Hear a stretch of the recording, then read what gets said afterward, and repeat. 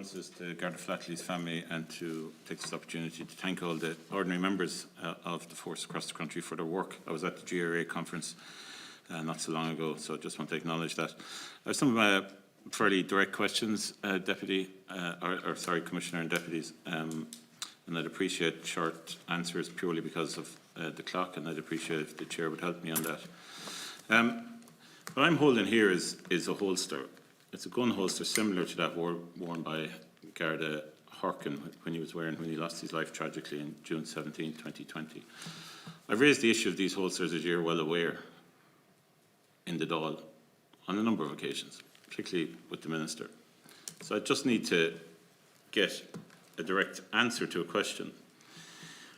We know that prior to Deputy Harkin being killed by Stephen Silver with his own gun, there was an incident in front of the Israeli ambassador's residence. You're aware of this situation, I take it, where a Garda's gun was discharged, and it was investigated by the GNTB.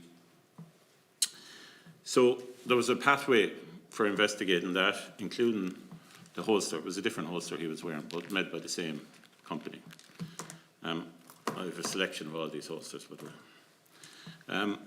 So I want to ask, in that scenario, outside the Israeli ambassador's residence where this issue happened with the gun in the holster, GNTB came in and followed the pathway of investigating this. But in the issue of Garda Harkin, that's not what happened. There was a different pathway. And the pathway was it was investigated by Chief Superintendent and a Sergeant. Why was this pathway used, and why was it different to the pathway used to investigate the holster that was involved in the incident outside the Israeli ambassador's residence a week earlier? Just have to remind the Deputy about using the names or mentioning names of people that aren't members of the House. Commissioner? Well, I am aware, obviously, very much aware of both incidents. I'm very content with the quality of the investigation that was conducted in respect of the murder of Colm Harkin, and in particular the analysis in respect of the holster.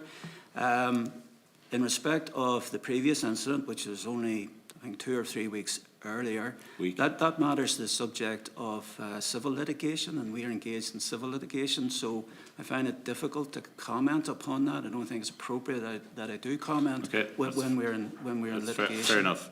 But in relation to the investigation in Garda Harkin RIP, the individuals that carried out that assessment or that investigation in relation to the holster, you said you're satisfied with that, and I accept that. But were those individuals qualified to do that investigation up to ISO 17025 accreditation and standards? Were they qualified up to that standard, which is what is required to do that investigation? Well, I'm aware of the standard you're referring to. I'm not sure that is actually what's required. It was a senior member of the organisation undertook that investigation and well experienced in terms of firearms operations. Okay, so you're happy that they were qualified up to the level required? Yes. Okay. Can I ask you a question in relation to Evan Fitzgerald died in Carlow Shopping Centre on Sunday, June the 1st. Unfortunately, his passing was a very tragic situation, as we all know. And Gardaí have said that he was a young man with some health issues. He was on bail awaiting a court case where he charges on firearm offences. He's now passed, and the case has obviously passed with him. I just want to ask, Commissioner, what was the provenance of the guns that the deceased young man bought off the dark web? Where did they come from? I'm not finished. Was this a controlled delivery of guns and ammunition? Did the Gardaí engage, did undercover and Gardaí engage face-to-face with this young prior to this delivery of guns and ammunition? And were any other strategies considered in relation to this scenario, given the profile of the young man and the fact that he had been met by Gardaí? Well, in respect of the incident referred to, there are two other individuals who are still before the court. So again, it's very difficult for me to comment on a specific incident. Secondly, I was aware on the 18th of May, Mail on Sunday, published allegations, which I then referred to FSRU. They have since examined the investigation file that was submitted by the Drugs and Organised Crime Bureau to the DPP, and they've responded then on the 6th of June that they've no further action that they wish to take in pursuance of the Act. Yep. But, and I would say then that controlled delivery is a very sensitive police methodology. We use it for both organised crime and for terrorist offences. I accept that. I accept that. I'm aware of the response from FSRU.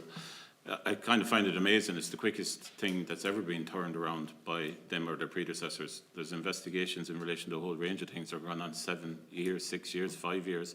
It's amazing something can be turned around. I'd love to see what was referred to them, how specific or generic it was. Is that possible?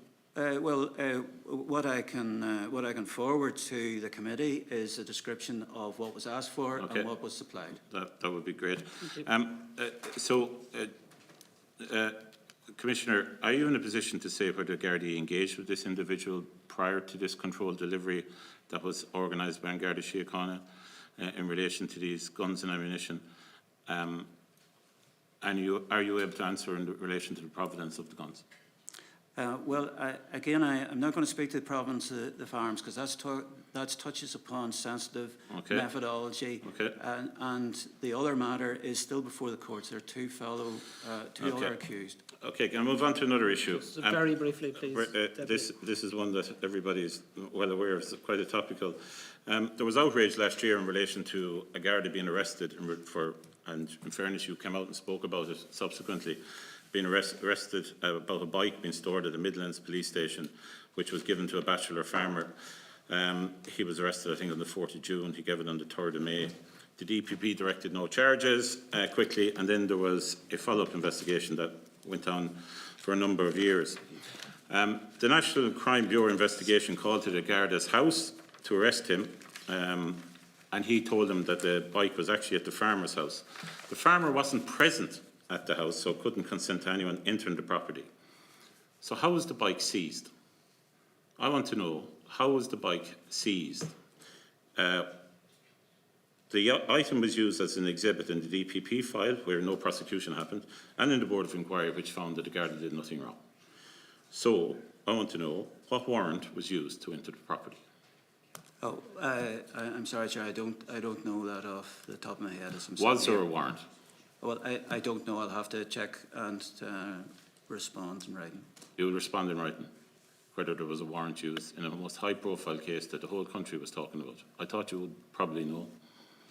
Well, may I say that I was only informed of the investigation commencing, and I had no hand in the investigation, or indeed reporting to the DPP, and I had no hand in the subsequent disciplinary inquiry. I understand that, but the whole country was talking about it. This was on every news station, every paper. Surely you would have looked at it, because they actually had a confidence issue in relation to Garda Síochána at the time, it's fair to say, right? Because it seemed absolutely ridiculous.